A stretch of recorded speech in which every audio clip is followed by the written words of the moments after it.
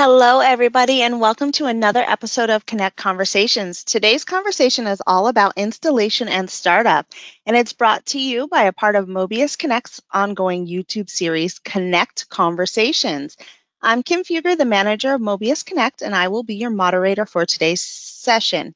First, I'd like to take a moment and introduce the host of Connect Conversations, series Global Reliability Improvement experts Don Plucknette and Ron Moore. Don and Ron, are you there with me? It's I Doug. said Don. Yeah, I did say Don. Huh? It is Doug because I'm looking at your face. Sorry, Doug. It's not the Ron and Don show. No. Oh, hey. It I is could the be Ron Don and today. Doug.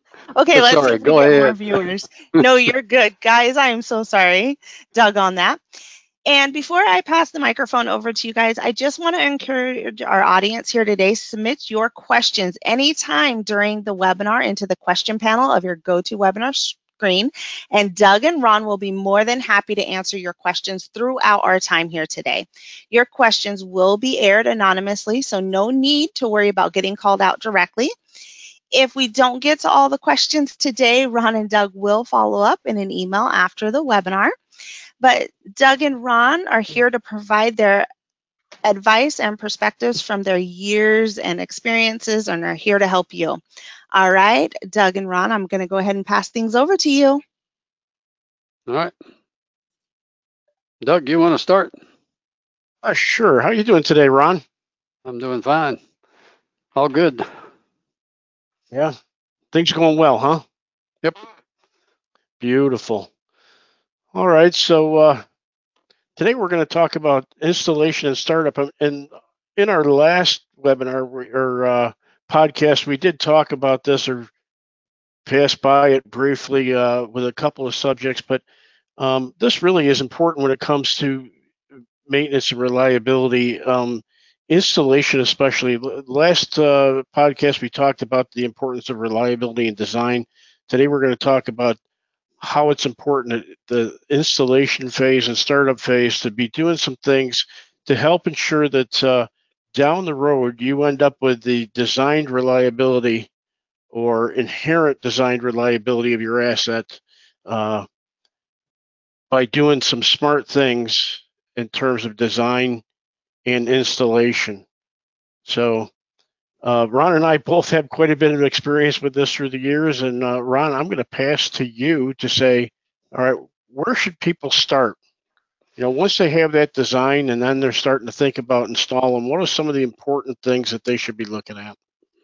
Well, one of the things they might look at even before they start installing is their fabrication process. The things that they do to overhaul, rebuild, all that sort of thing. From a design standpoint, that's really important. But you usually have factory acceptance tests and all that sort of thing. But yeah, even beforehand, the fabrication process. One of the things that I think they should have for every major piece of equipment is what I call a quality build plan. It's a set of a document for each major piece of equipment that gives you specific standards, clearances, hole points, particular specifications that assure that when you rebuild something, or for that matter, if you buy something new, you could use it as a spec, that you assure that you're going to get a quality piece of gear before you even install.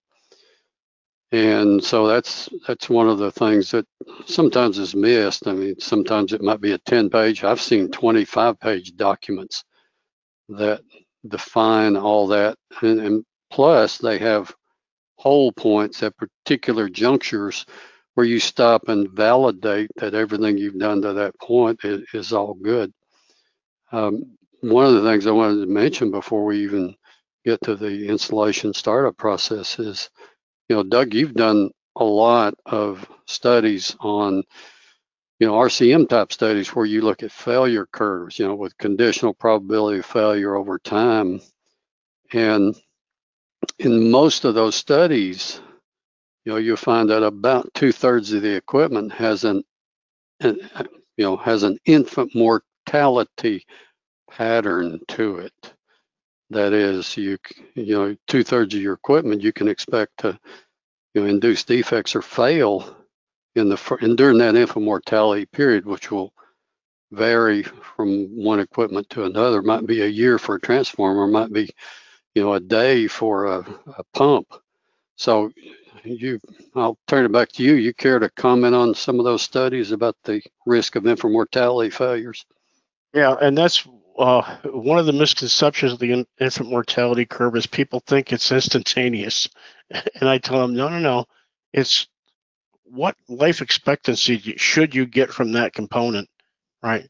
Anything less than that, that curve can be pretty immediate, right? It can also be a little more gradual, but still early life. And as you said, the pump can be 30 days, 45 days, where you're saying, boy, that's way early for a pump. What's going on there, right? Chances are somebody did something wrong at installation, and that's what caused it to fail early. Some other things, gearboxes, as you said, can be over a year, right? Depending on circumstances, the speed it's running at, the temperature it's running at, and so on. But if it's misaligned, it may take a year for that to start showing up. And let's say that it's not torqued down properly in the mount, it's still infant mortality. And it's important in the design phase to address those things, to say, what can we do in terms of procedures and the crew that's going to be doing this to make sure those mistakes don't happen, and we don't see a lot of this, right? And that comes down to having good alignment standards, right? I've worked with lots of companies, and only a handful, when I ask them, can you show me your alignment standard for new installations? They look at you and they go, but I've had a handful that go, yeah, here's ours. It's plus or minus 3,000ths. Those types of things make a big difference down the road. Right? That's part of your quality build plan, an installation plan. Yeah. Yep. One comment, and then I'll pump it back to you before I forget. One of the ways to think about infant mortality failures is to ask yourself, and that you implied it there in your comment, and that's this: how long, in the ideal world, how long would this pump last? How long would this inverter, this transformer, this, chiller? In the ideal world, how long would it last? Well, typically, that's 10 years, 20 years, 40 years even. Right. So you could say that an infant mortality failure is anything that fails before that. Now, I'm not suggesting that. It might be, well, if it's 40 years, then anything that fails in the first 5 years ought to be considered an infant mortality failure, because you will have some random, constant, random failures at a lower probability of failure after you get through that initial infant mortality period. But just ask yourself, in the ideal world, how long would it last? Well, take a tenth of that or something on that order. That's an infant mortality failure. So anyways, there you go. That's my comment or observation. Doug, do you have any additional comments on that? Coincidentally, I'm presently working with a customer that we just had this conversation last week, because after we got through their second or third pump, and they kept saying, yeah, our MTBF on those is about 5 years. And I'm looking, I'm saying, boy, that's awful quick. What's going on there? Right. Now, mind you, I'm sitting in the conference room, and then you finally have to ask the question, you got pictures of these? Can I see them? Or can we go out and take a walk? Right. And every single one had a 90 on the suction. Right. So coming right off the suction of the pump, they've got a flange and a 90. So they've got a restriction there. And I'm telling them, geez, that fluid coming in is now spinning, going into your pump. If it's spinning in the opposite direction, you're supposed to have nice laminar flow coming in there, right? Yeah. And what you've got is turbulent flow. And that's going to impact the life of that pump. You're never going to see more than 5 years out of those. And those are infant mortality, right? Yeah. Until you change that. And those are some of the things when we get into installation, what are the good things you should be doing? That's one of them right there, is you have to have in your design standards, and then at the time of install, somebody that understands that, watching that installation or instructing the people that are installing it to say, hey, we need a straight run of 10x the pipe diameter to make sure that we got nice laminar flow going into our pumps. And that's going to give us the life that, whether it's Durco or Goulds or whoever the pump is, we're going to get the life that they claim those pumps get because we're doing things right in this installation phase.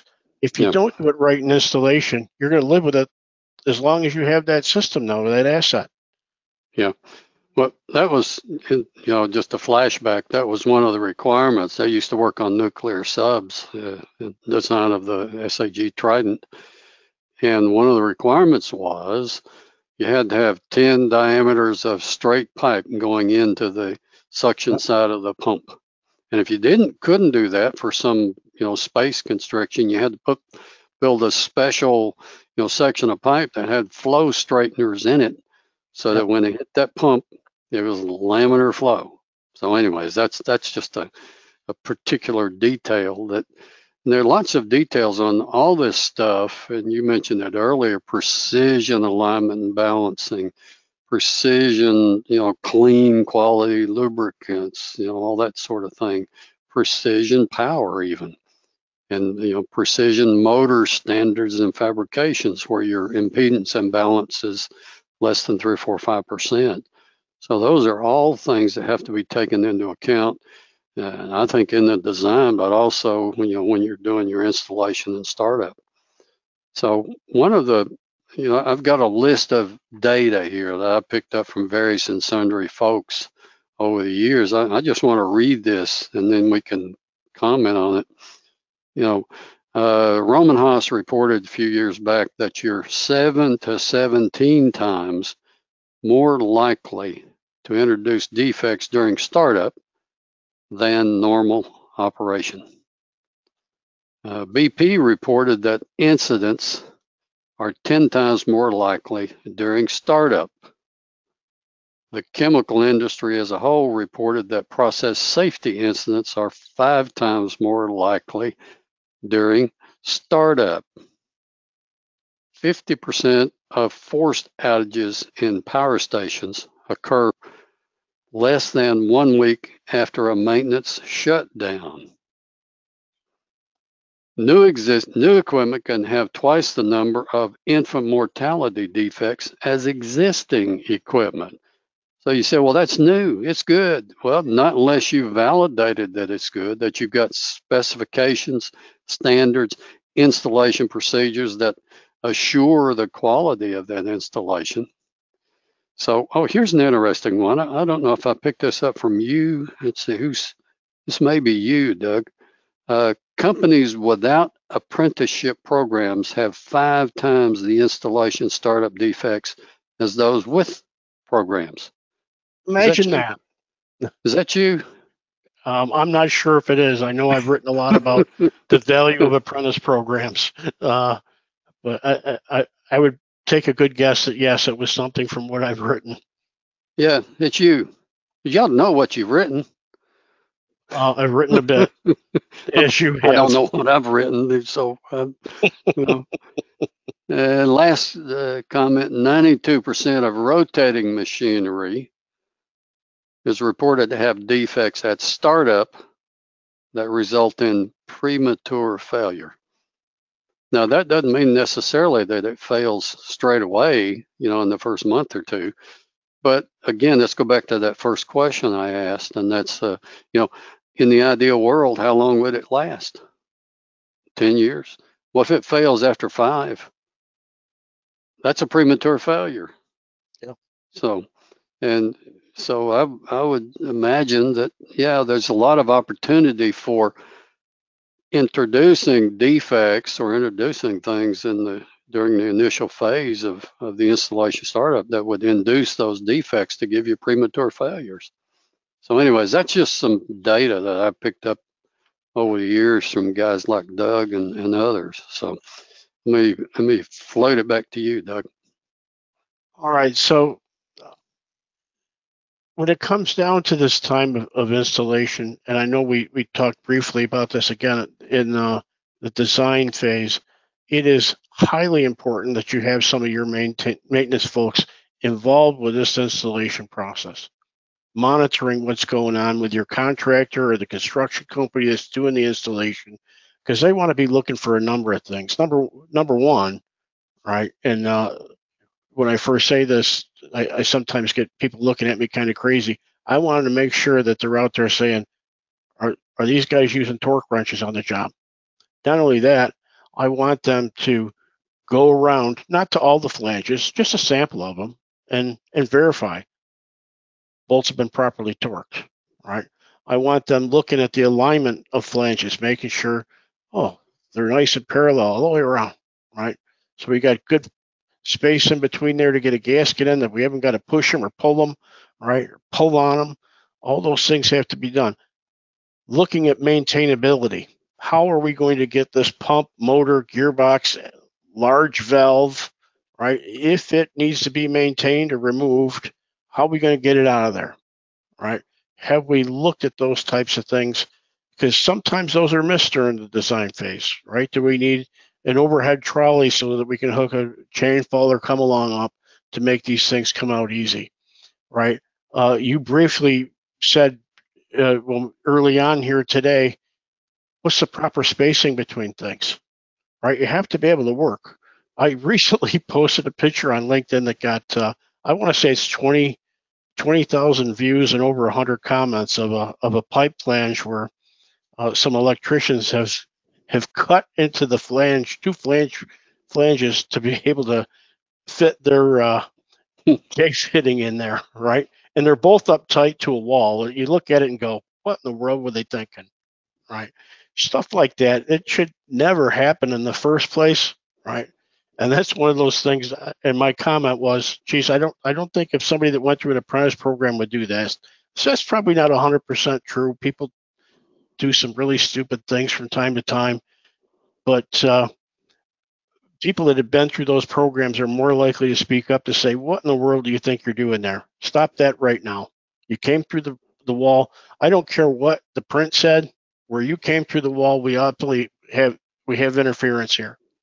So the pipe's already in. Don't be cutting the flanges, right? Let's move those up or move those down, or find a different place to come through the wall so that we don't have this interference, and both of y'all can work on this down the road if we ever have any issues. All right. Yeah. Those types of things are really important to have your maintainers there. Valve positions. Which is the easiest way to operate that valve? Is it, mounted with a handle so when you pull it comes down, or is it going to come across, or should it be up on top? Which way is the best way to install that that's going to make it easier for the operators and the maintainers to operate that valve? There's all kinds of things on this list.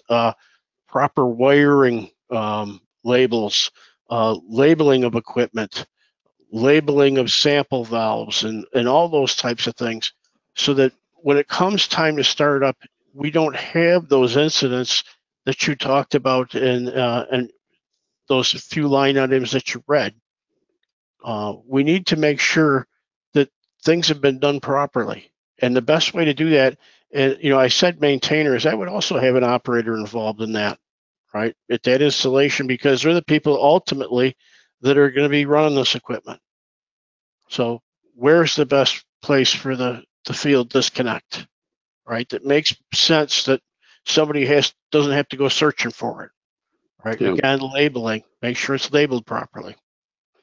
Well, yeah, speaking of labels, just some particulars that I would be looking for, because, we had to do this on nuclear subs, and I take that as kind of a high standard. I mean, wouldn't you expect that nuclear submarines would have high standards for their operating and maintenance practices? But just for example, every valve, every pump should be labeled with its, valve number, pump number, and its function.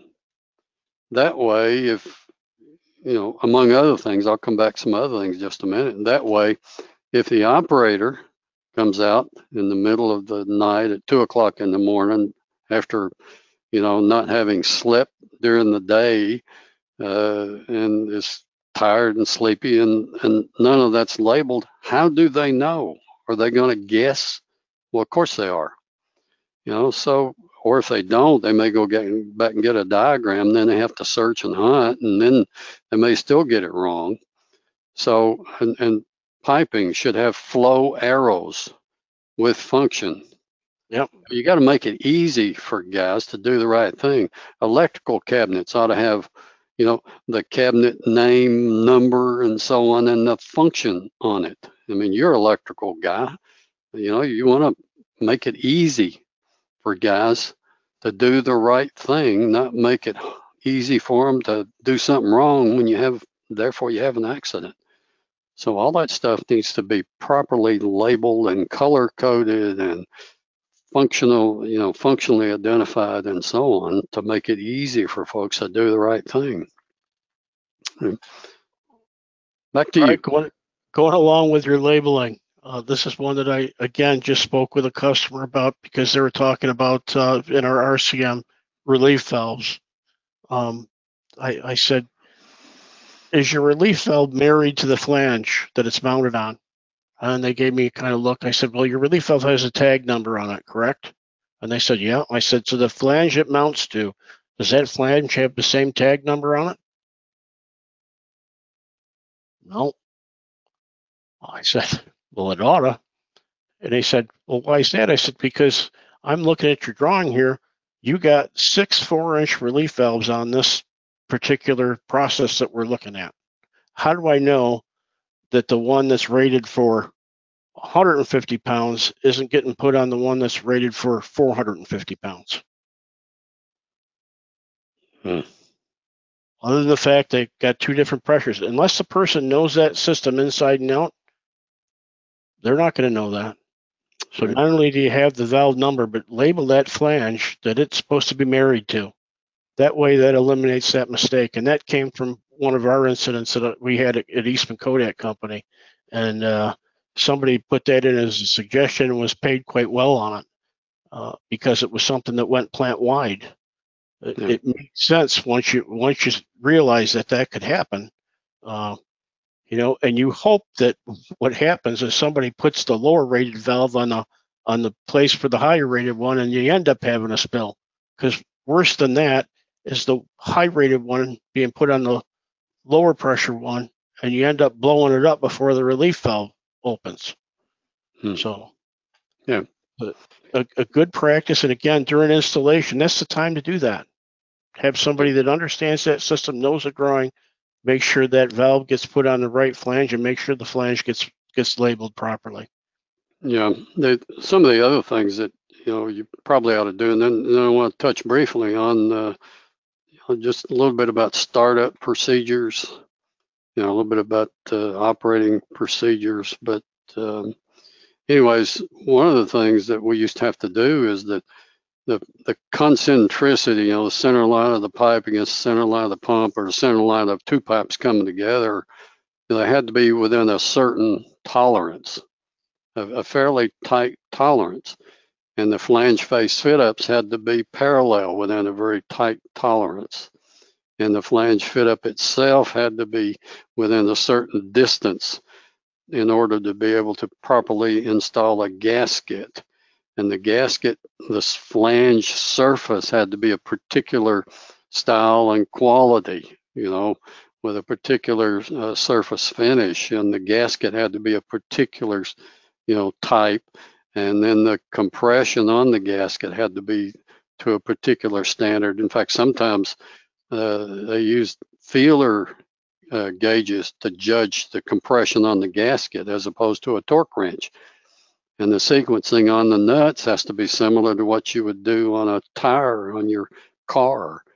All these little bitty details turn out to be really important when you're trying to assure the reliability and the integrity of a given system. So, and the quality of the alignment and balancing effort has to be to a particular standard. Just a little tiny bit of misalignment or unbalance can reduce the life of your equipment by a factor of 2. cut it in half or more, by a factor of 10 even.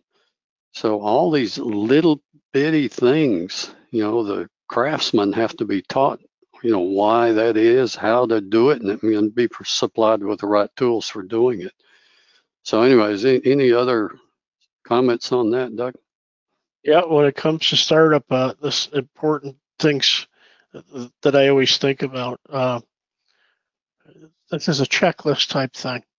Right before it gets turned to operations for startup.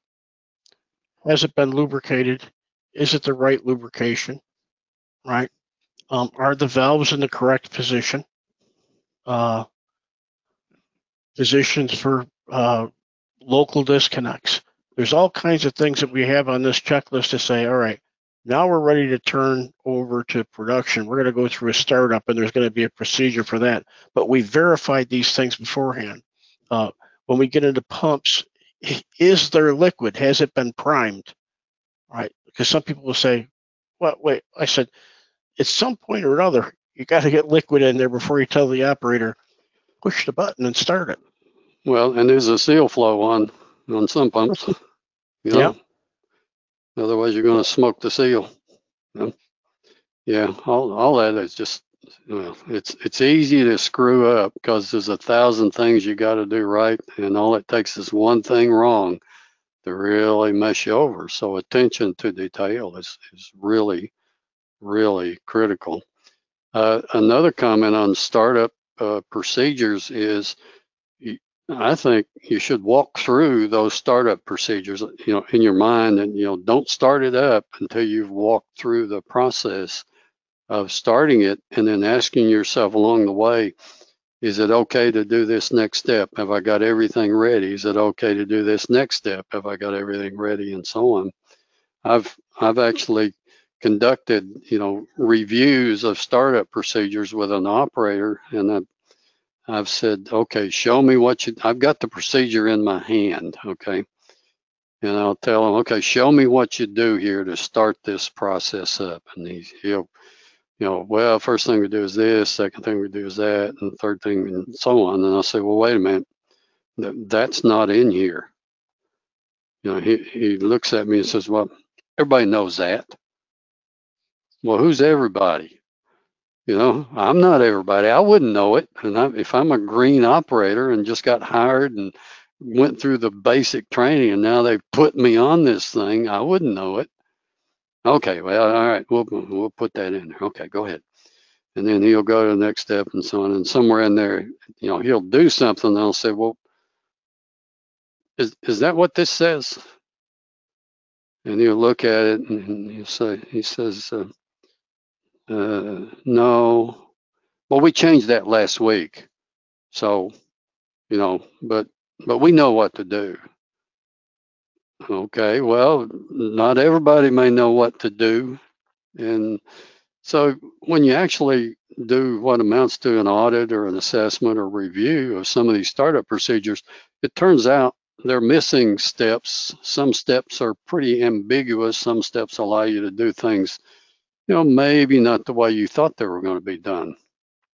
So I think every procedure, startup and shutdown, should have a walkthrough to make sure that it's specific, provides sufficient detail so that even somebody, maybe like me or maybe somebody with some basic training could follow it and do it properly. Because a lot of times even the veteran operators are going to be distracted because of something. Who knows? Maybe it's a personal problem, maybe it's a plant upset. They're going to be distracted, and that's the time when you're at the highest risk of making a mistake. So Doug, do you have any thoughts about that? Well, that certainly is an issue, is the thoughts that take you away from work, no doubt. We talk a lot about chemical plants, but when it comes to widgets, right, that's another one that I've dealt with customers on startup is especially places that are 20, 30 years old, right, and they haven't updated their equipment. They want to start out at, 100%, and they don't have the soft starts and the controls to be able to start up and ramp up, right? Yeah.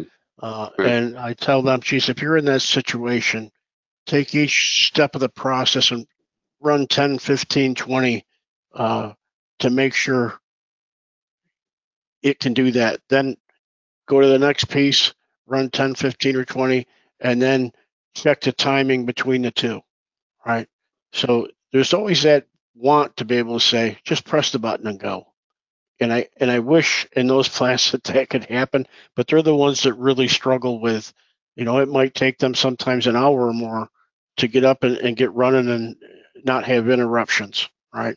The newer ones, the newer plants where they can ramp up, start out making, 10, 20, 30 in a minute and then ramp up to 200, 300.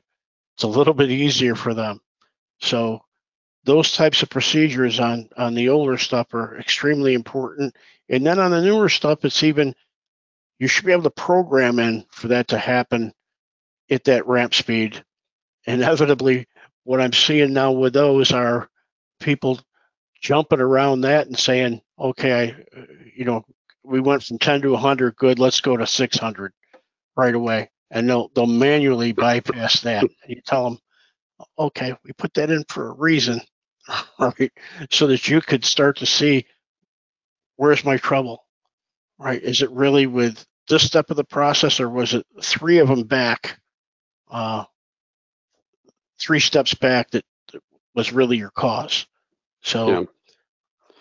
Well, another reason for making sure you're specific and fairly articulate on your procedures is there are some procedures where you don't do them very often. Even veteran operators don't do them very often. I was doing a what's called a DILO, day in the life of a maintenance technician, and that's a whole story in and of itself about the obstacles to actually doing the work. We spent 4 hours changing a filter that took 20 minutes because of parts, permits, the list is a mile long.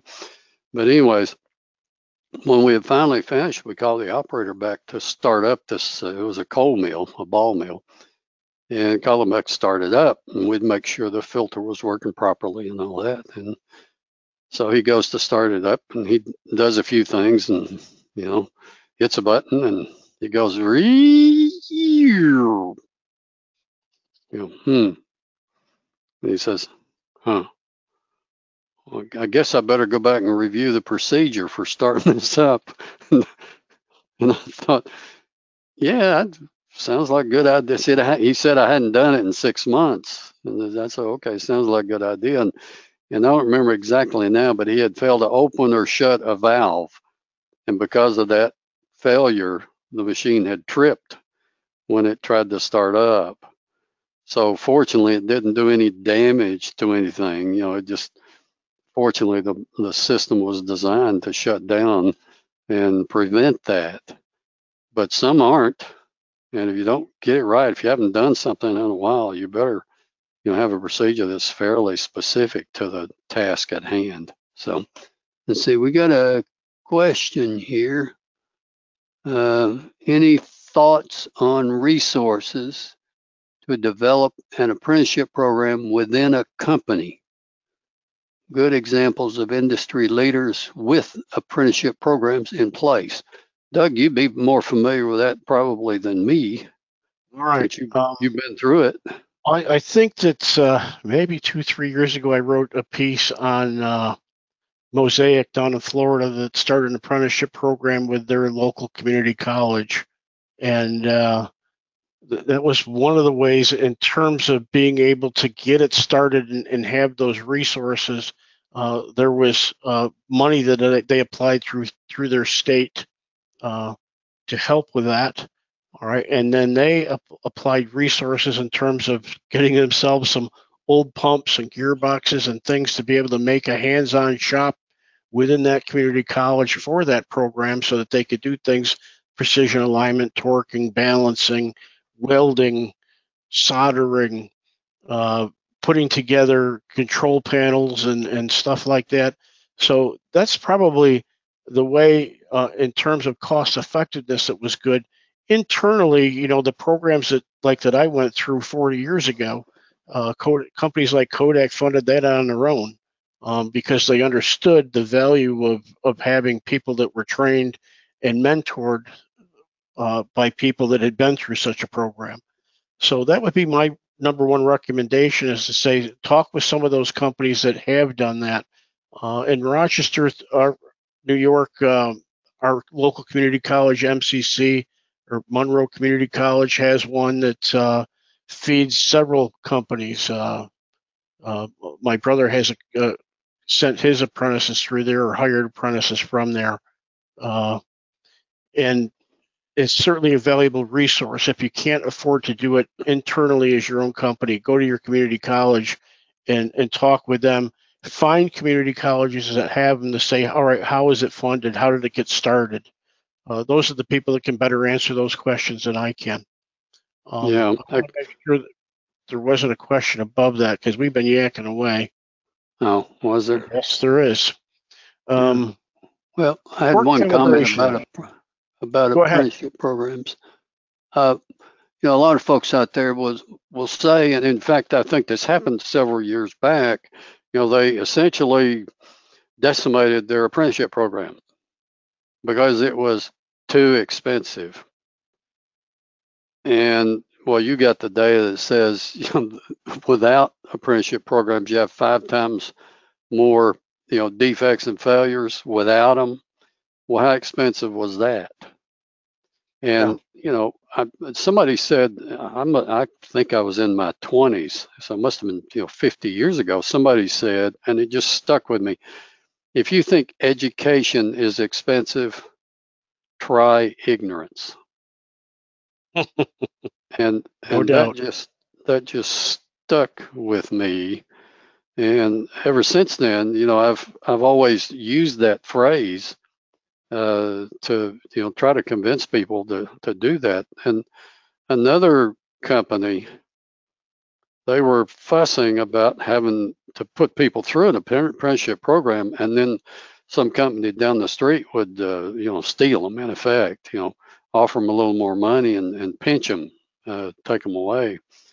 And so one of the executives was suggesting that, well, we don't need to have that program because they're just going to get trained here and leave. And my comment was, so you want to keep people ignorant so you can keep them? And another guy, another more informed guy at a different plant, one of the guys in the audience asked that same question. Well, what if we get them trained up and they leave? And the guy says, well, what if we don't train them and they stay? So just don't be foolish. Don't be penny wise and pound foolish. You may lose a few. You ought to be proud of it, because other companies consider you so good that they want to steal your people. And if you train people and you upskill them and you pay them a fair wage and treat them right, they're going to stay with you. So, okay, I'll hush. I've All right. preached on enough. What's that other question, Doug? Another one that says torque calibration guarantees the equipment is operating at peak performance and can highlight potential tooling problems before they arise. This is important. Would you advise this? Yeah, yes. If it's important, I would certainly advise it. Yeah. Now, one other thing, just a caution on torquing. Sometimes the thread resistance on the bolt will be pretty significant, depending on the installation, the type of material, a bunch of things. And so if it's really critical, and I'm speaking from personal experience, like on a nuclear reactor, then, and I didn't do it personally, but I've observed it, they actually measure the stretch on the bolt to assure it's got the proper tension on the gasket. So if it's really critical, you might want to do that and do all those things I mentioned earlier about checking all the tolerances on center to center, parallel face, surface finish, the whole lot. So yes is the short answer. So, all right. Have we Highly answered important. all of them? So, one of the other things when it comes to torque, and this is where you, I can tell you that as a pipe fitter, you learn to appreciate and understand a good torquing procedure is in hot processes, right? And I'm sure with your nuclear power, you see that as well. So, what's the cold torque, right? Then when it Yeah. comes to a certain temperature, you may torque it again. And then when you get the final temperature, you may torque it Right. a third time, Right. right? I can tell you that doing that and learning, because especially when you're dealing with high pressure steams, and if you don't do it right the first time, it doesn't take long for 700-pound steam or higher to cut the gasket or cut a flange, and you're taking it all apart and doing it all over again if you don't do it the right way. Yeah. So, One other kind of simple observation, try to avoid bimetallic flanges because it sets up cathodic action and it just rusts the crap out of one side or the other. yeah. And just try to avoid that. I see that quite often in some of these plants, and I'm not sure quite what happened. If you absolutely have to for some particular reason, you ought to get with a metallurgical engineer and let them help you design something that will minimize that, insulate it, try to minimize the risk of that happening. So, all right. All right. And then the last thing that I'll talk about with torque was doing sight classes, especially those long, narrow ones that they'll have on the side of a boiler, for example. I think every person that's ever had to do that has probably messed up their first one, and like I did, had a journeyman look at you kind of sternly and say, "And were you absolutely following that procedure that's sitting on the bench over there when you started that up?" Right? Because I just heard it crack. It's done for. So take that one out, and the next time, get that procedure in front of you, right? And it'll tell you this is the bolt that you torque first, right? Go hand tight all the way around. Here's where you start. Here's next down here. Here's this one over here. Here's this one. If you follow it perfectly, you won't hear that snap at some point in time if you've done a nice job cleaning those gasket surfaces. So now getting also back to startup and understanding and looking at hot processes, in this also comes in full with installation, what needs to be fully covered and what needs to be partially covered in terms of installation, right, before we do a startup. Right, so because there's some things that again you have to go through and retorque, and then it gets full final covering with installation after that. So those types of things. The procedures. Go ahead, Doug. Sorry. Going back to widgets, the procedures again, the order of starting is highly important, and having those put in place and then going through certification of that. That's another piece of startup that lots of companies ignore. Is they say, all right, we have a startup procedure. Okay, how many of your operators are certified that they understand it and can do it? Right, you have a process for that, and then do you have audits of that to make sure they're doing it properly? Those types of things are highly important in terms of a quality control process. Yeah, kind of related to that, and that was the thing I was going to mention when I tried to interrupt you there. So, is have some sort of validation process. Before you start up, as you're starting up, after you've started up, to validate the quality of what you've done.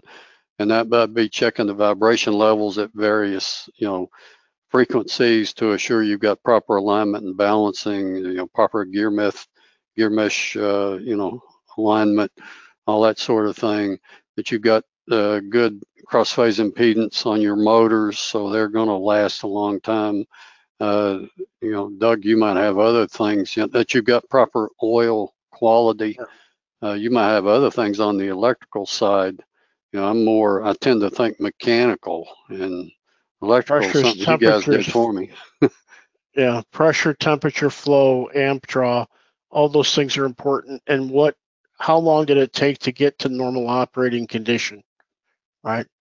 Those types of reviews are very important, right? Especially in the beginning when you're starting a brand new process, to be able to say, all right, how long did it take us to get from 0 to normal operating condition, right? What were the things we saw along the way in getting there? Was it 5 minutes? Was it 10 minutes? Was it an hour? Yeah. Right? What were some of the issues we may have had if we expected to be 10 minutes or less and it took us an hour? Right? Let's go back and review that. It's important from day one to do those things so that we understand and learn from our mistakes. Every startup is not going to be perfect.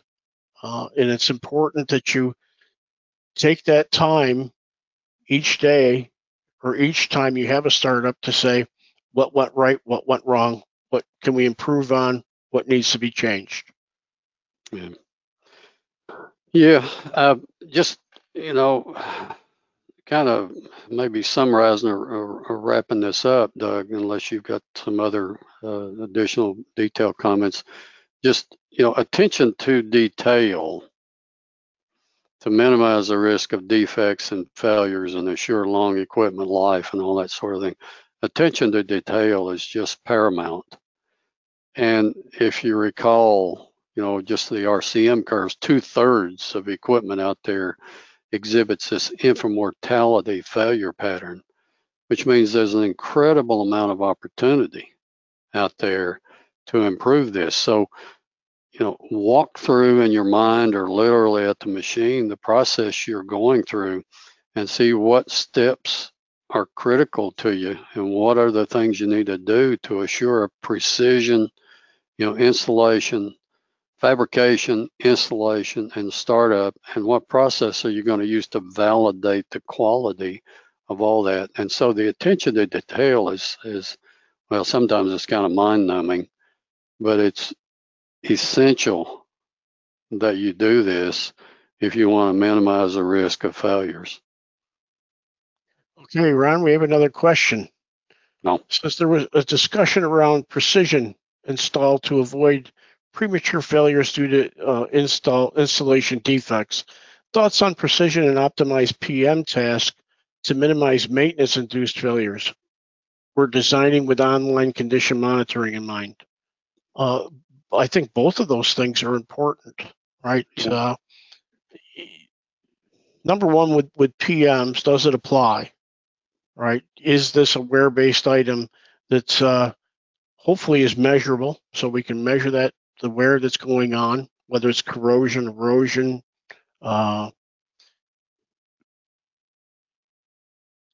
can we put wording or no-go measures around those, all right?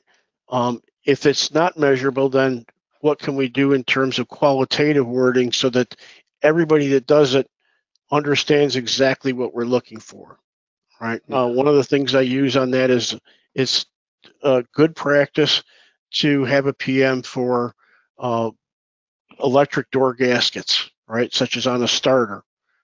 And I tell people about that. Number one, let's make sure while it's live, let's do airborne ultrasound, make sure we don't have any corona arcing or tracking.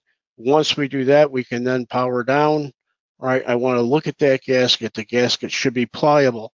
There should be no cracks in the gasket or gaps in the gasket, right? Pliable means that when you touch it, it should you be able to press in and release, right? So that it comes back. Those types of things are what I talk about when I say qualitative, right? So that everybody understands exactly what we're looking for. So yes, those are extremely important, those maintenance PMs, that we make sure we have them worded in a way, step by step, that we get the same result each time. Okay, yep. Designing online condition monitoring. Go ahead, Ron, you got something to say? Well, just on PMs, precision PMs, at least the way I think about them, you're first off, as you would know, Doug, better than me, really, is that your PMs should address particular failure modes based on the operating context of the equipment. Okay, so that's point number one. Point number two, though, is that the PM should provide sufficient specificity so that you know if a defect is present or absent. You know, check motor is not a PM. Yep. It's a hope. Right? What are you checking, and what are the objective standards for that? And Doug gave you one of just a little bit subjective. You know, you press on a gasket. If it springs back, it's good. If it doesn't, it's bad. I mean, that to me, that's an objective standard, even though it's not like, 0.725. You know, I didn't ask them to get a durometer. They could do that, right? Yeah. But realistically, is it still pliable? The other thing, keys to that, the last one is, what do you do if you find it? Right? Yeah, what if it is hard? What do you want them to do? Okay, if it's not pliable, replace the gasket. If you find cracks, replace the gasket. So what are you looking for? What are you going to do if you find it? Yep, the objective standard, and then like Doug says, okay, now what? So and what's the next one? Design. You were going to comment on design. Yeah, design with online condition monitoring in mind, absolutely. Especially, it's more cost effective at that time than it will be down the road, right? When you're looking at design and installation, now is the time to do that. And online condition monitoring is important, provided, and this is one of those things, because I've got companies that I'm working with that they're struggling with their current condition monitoring program in terms of they find a defect, a work order gets put in, and the item fails before the corrective maintenance gets done, right? So now they ask, should we be doing this during the design phase? And I say, well, that's a good question. Are you going to respond to it the same way you're responding to your current program? If that's the case, don't waste your money, right? Yeah. But if you're going to change the way you're doing business and you're going to say, when we get an alarm, we're going to put a work order in and we're going to make sure the priority is high enough that the corrective maintenance gets done before the failure occurs, then yes, please go ahead. Because understand, in doing this in the design phase, you may end up seeing more alarms that you've seen in the past because your old program is only a point in time. Yeah. Right. One other comment on online condition monitoring. I mean, I like that stuff, okay? But here's the but part. You still ought to go visit your equipment on a regular basis. Go talk to it, tell it how much you love it, listen to it. Because a lot of times it'll tell you when it's hurting. So it's still important that you do your walkabouts, you go visit your equipment, you make sure it knows you love it and all that sort of thing. So, just leave you with that comment. Don't just depend on online monitoring to tell you everything that's going on in the plant, because there are a lot of things that are difficult to monitor. So, okay, I've enough on that point. Very good. And Ron, we are pushing the time limit here. Do you have anything to close with today? No, any advice? I mean, we've given you guys the risk profile. 2/3 fails in the mortality mode, and attention to detail is really critical.